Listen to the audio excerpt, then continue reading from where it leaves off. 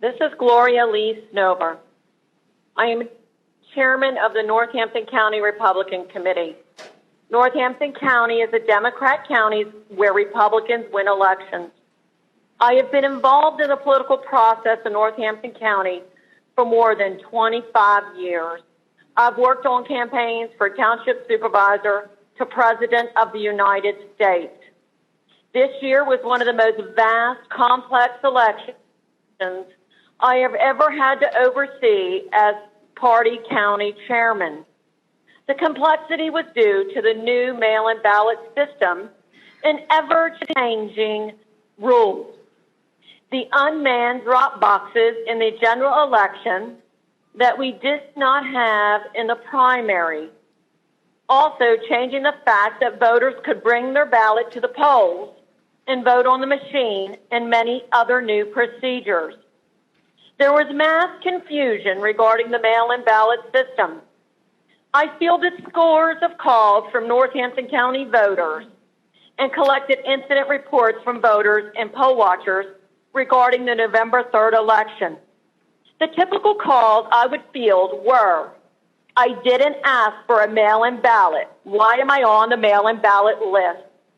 I did not get my ballot. What should I do? It's been weeks. How come my wife got her ballot and I didn't get one? We applied on the same day. How can I vote on the machines if I applied for a ballot?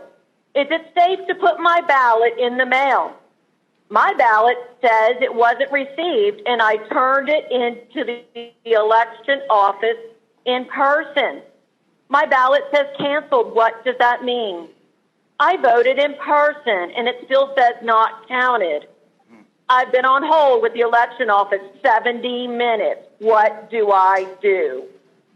In turn, because of these questions, I had a number of phone calls and emails, correspondence with the election office and the county solicitor before Election Day, trying to make sure I was disseminating information correctly to the voters, volunteers, and the campaign.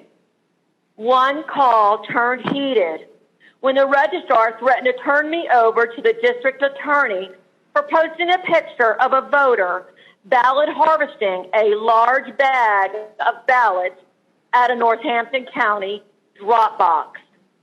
It was my opinion the registrar was more concerned we exposed it rather than the fact that it was happening. The most pertinent information I have to offer this committee was my conversations with the election office regarding curing the disqualified naked ballots, which they unlawfully pre-canvassed before Election Day. They actually told me on the phone early in October, they felt them, they held them up to the light, they separated them out in different boxes. Reflecting back on these 3 weeks and the experience, the major concerns regarding this election are equal protection. Were the Democrats and Republicans treated the same? Were they given the same information and opportunity to vote? Did they equally have an opportunity to cure their disqualified ballot? Not in my county.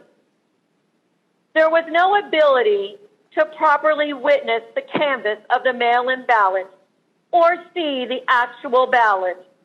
Were there signatures?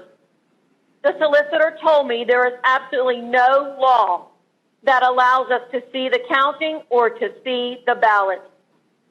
To this day, we have no idea what or whose ballots were counted. Another one, very strange. There's a pattern of reactivated old voter rolls that kept reoccurring on the SURE system. The SURE system is our Pennsylvania voter system. Scores of people that had not voted since the 1990s, more than 22 years ago, were all now reactivated and receiving mail-in ballots. People that didn't vote for Obama or Hillary were all of a sudden receiving mail-in ballots. setting up the opportunity for fraud on a massive scale that would go undetected because voters who never intended to vote would not know.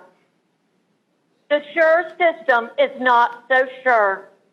We also found in Northampton County more than 1,500 votes where the mail-in ballot was received in the election office on a date before it was even mailed.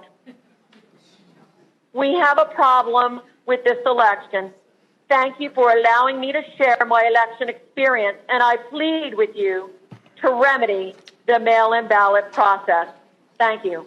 Thank you for your testimony.